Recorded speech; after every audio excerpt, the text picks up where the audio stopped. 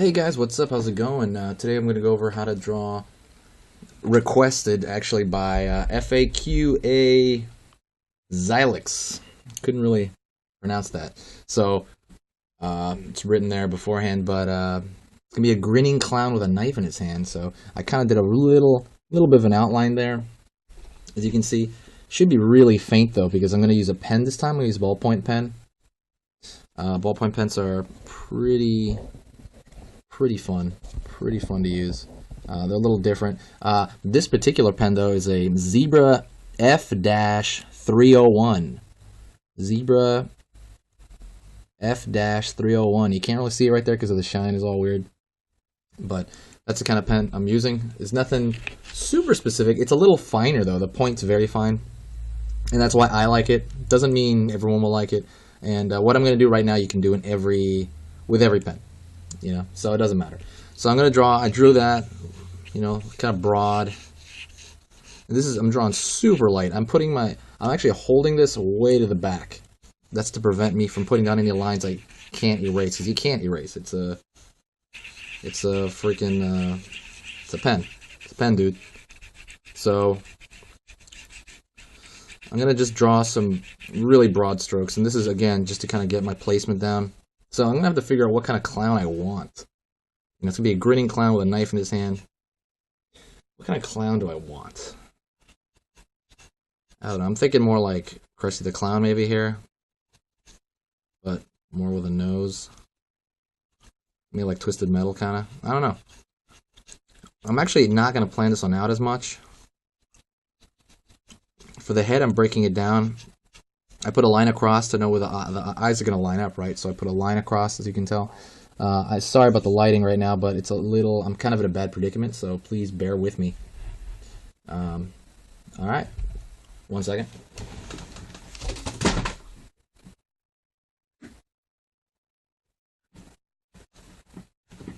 Okay, I'm back. So let's get right into it. The camera. Alright, that's a little better. Alright, so putting this line across for the eye line. I'm going to put the nose over here. So I'm going to go right into it with a pen. I'm going to go right into the eyes. And you have to go very fine. I'm going to have an angry face, so I'm going to take that into account.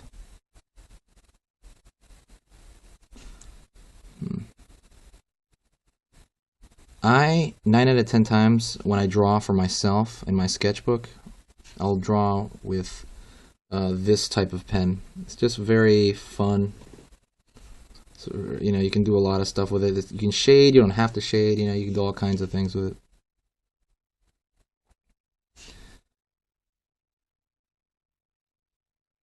Anger, you know, among a lot of expressions, anger is one of the easier ones to do. I think because it looks cool, you know? So it's kind of funner to draw. It's a little harder to draw, like, confused and all this other stuff.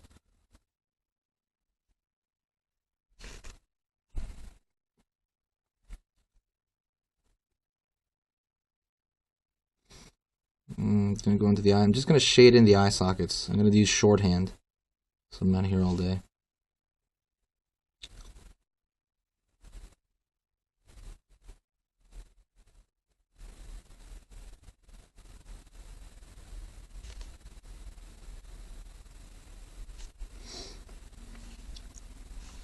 So now I'm going to draw the nose. The nose is he's got a rubber nose.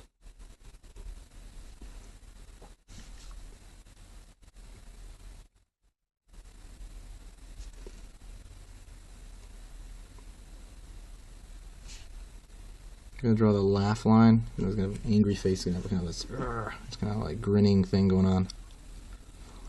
I would say good reference for facial expression is grab a mirror. You know, like you look at Disney artists, guys at Pixar, when they're making a movie, they always have when they're drawing, they have a mirror next to them, because you are your own reference in a way. I don't have a mirror right now, so I'm gonna have to wing this with what I remember. With again, you know, you have to, when you draw pictures over and over, you kind of store this library of information in your head. and you have to take that library out sometimes. Let me see.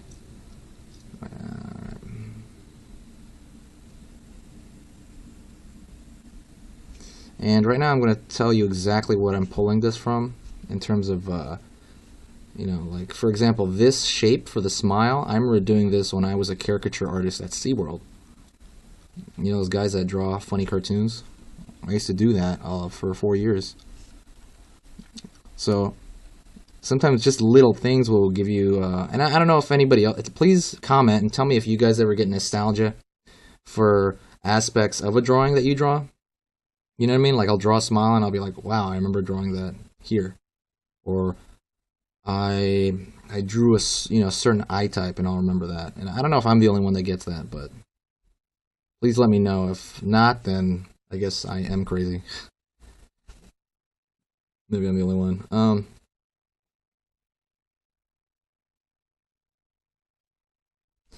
Smile there. Let's give him like 1 or 2 sharp teeth here. Just any of them, I'll pick them out.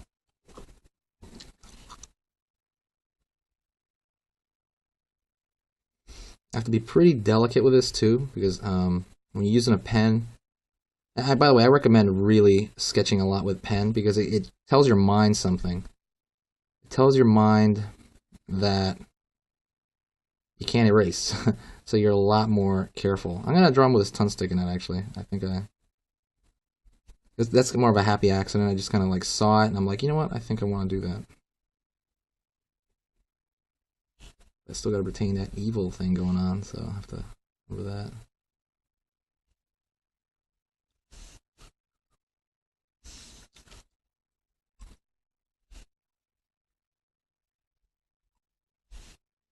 He's gotta have ears.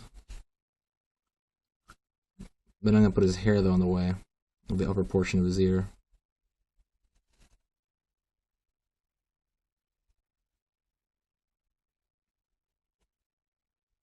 It's gonna be really hard to make him not look like Twisted Metal, actually.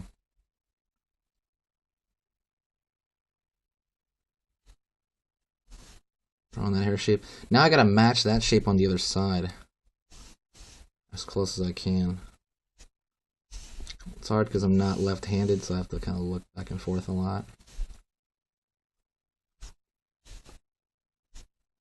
Sometimes I wish I was left-handed. I almost feel like, and maybe I'm totally wrong because I've heard complaints from left-handed artists, but I think it could be really useful to be left-handed. Maybe you don't get your paper in the way of your own drawing all the time, or maybe it's just, maybe I guess everybody does that. Sometimes my hand will rub across the page, and I won't like that. I know when you write words, sentences, when you're left-handed, that I know is bothersome. But I meant like for drawings. Well, skull shape's a little wonky, but it's fine.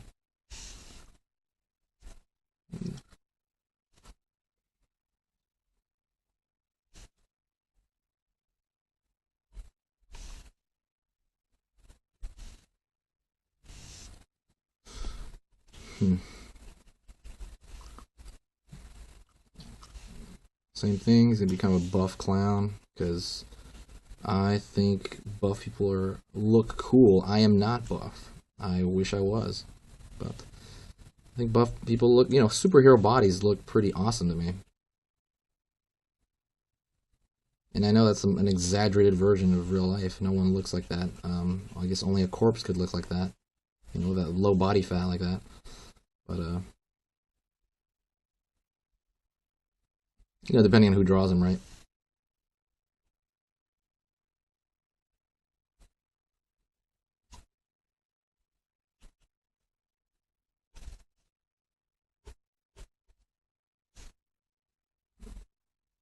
Wow. So, I could draw some blood out of his mouth. That's going to look like spit, really, because we have no way to color it. But pretend that's blood. Just pretend, guys. Make believe. I'm actually going to draw his hand, because his hand's going to be pretty far up front, and I want to make sure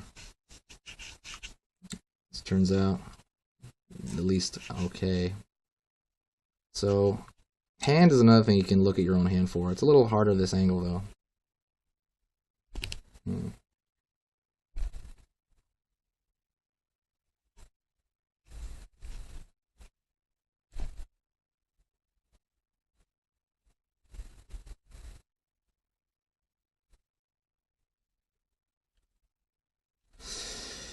So I'm thinking about the fist and the way it's going to look like to us. It's a box. One of the key things to remember about the hand, the middle finger, where the middle finger goes, that's always bigger.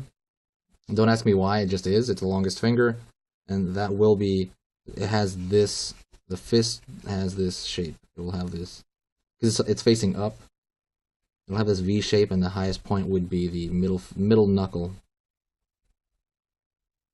Just a little thing to remember. Also, guys, I'm gonna while I'm talking here, can you guys please suggest I want to make a series of maybe a subject series, just out of curiosity. What do you guys think I should do? What kind of a series of videos of one topic?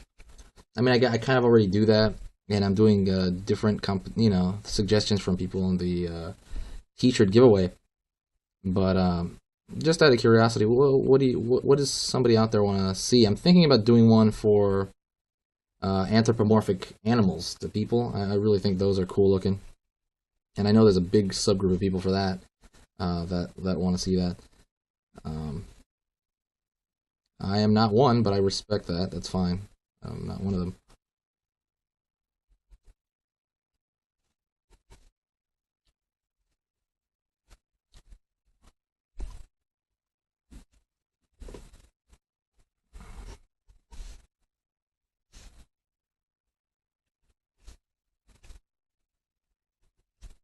Going down more, lower body. We're just gonna be drawing his upper half, so it's like a ripped clown dude.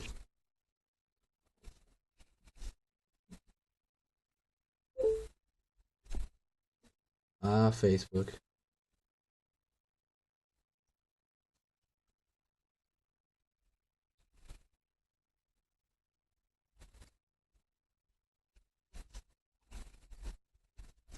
Now I'm gonna draw the knife. It's gonna be kind of a kitchen blade.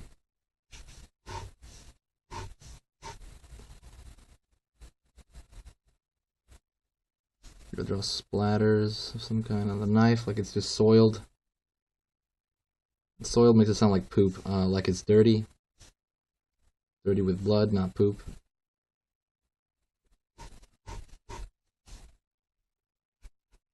And here's the thing, I gotta think about the arm behind the knife regardless, because I want to make it look like it actually comes together.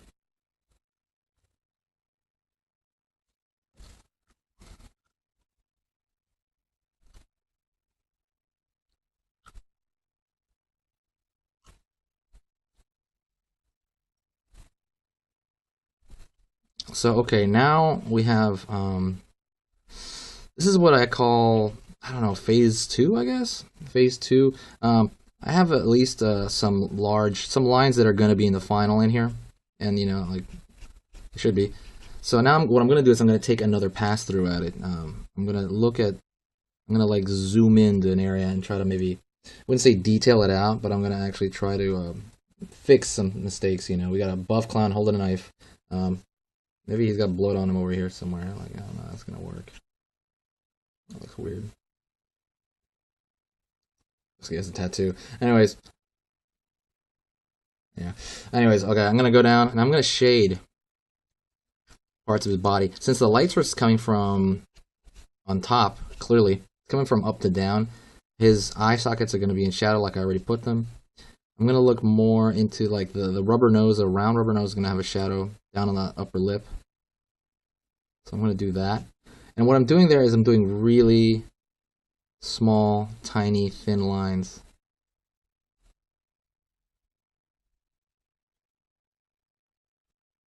And those thin lines,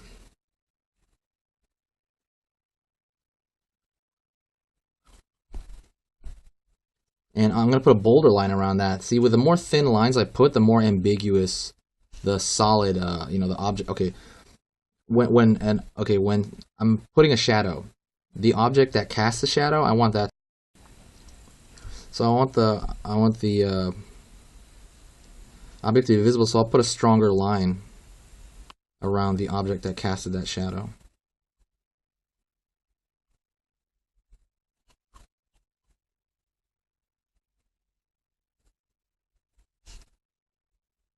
I'm darkening a couple of things here. Usually I darken things that I want to stand out more, and usually that's always going to be the focal point. You know, that's always going to be usually in the eyes and nose area. You know, you're going to look at the face first.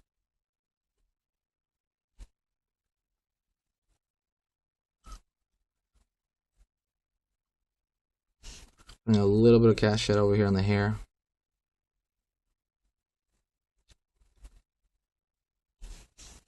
Same thing goes for the head. The head's going to cause its own shadow. The entire head's going to... I'm going to have to figure out exactly what that's going to be or approximate. I'll show you exactly how to map out shadow later if you want, but you can just kind of approximate, you know, where it's going to be, and you'll be fine. Like I'm approximating here.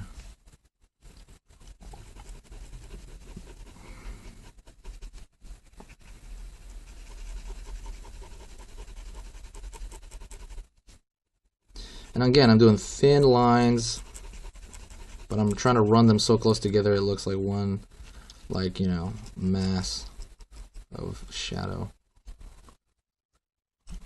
Do the same thing over here. I always darken the pit area because I guess it's really squeezing together right here. That's just something I do. It's a principle, not a rule.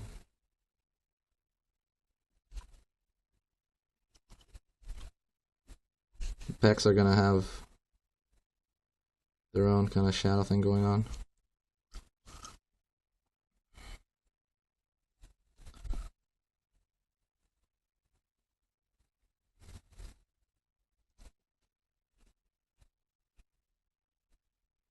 Go more into the bicep. If you guys want anatomy tutorials, I can do that too. Just let me know. Let's see.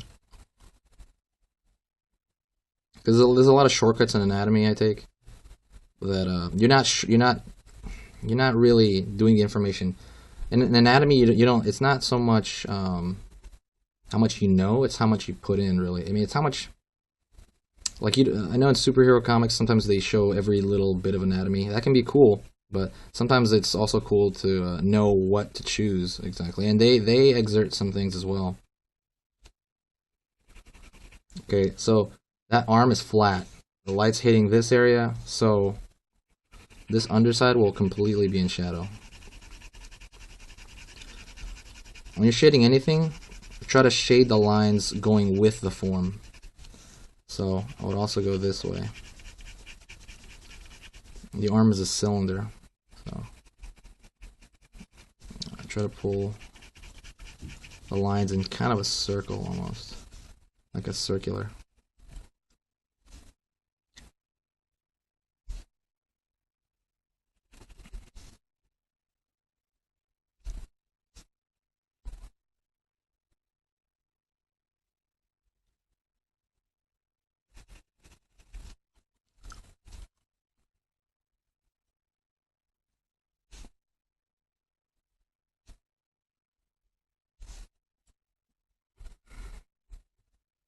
For the hand, I'm going to actually bold the whole hand, and that's just something I do sometimes because it's coming forward at us. So I want that thing to really make sure that it's forward. You see a lot of artists do that. A lot of artists will do that exact thing. Another thing a lot of artists that I've seen, that at least I respect, a lot of them do is they'll put a big bold line around the entire thing, and that kind of makes it seem more three-dimensional. Right off the bat, I can think of one artist is Adam Hughes. He does that a lot. He'll put a giant bold line around a really rendered thing, and it'll look super 3D. And I don't know why that is, but it just happens like that. I think it's the stark contrast between something that's PC and then something that contains all the randomness. The bold line will contain the randomness of, not so much randomness, all the messiness of the shading.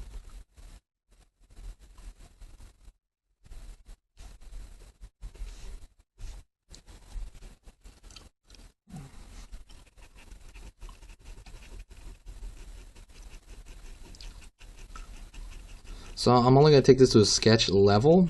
What you could do is you go in and you put another, you start refining every corner. You know, you start pulling small lines here, you start finessing pretty much everything you can possibly finesse. Like this messiness right here. Turn it into a cast shadow. Fill that in there.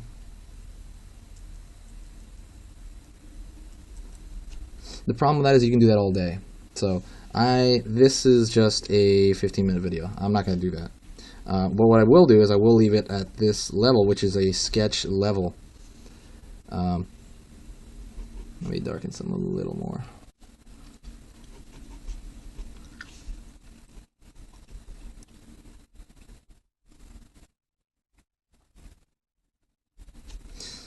Alrighty. Alright, that's it. That's a clown sketch. A killer clown sketch in pen.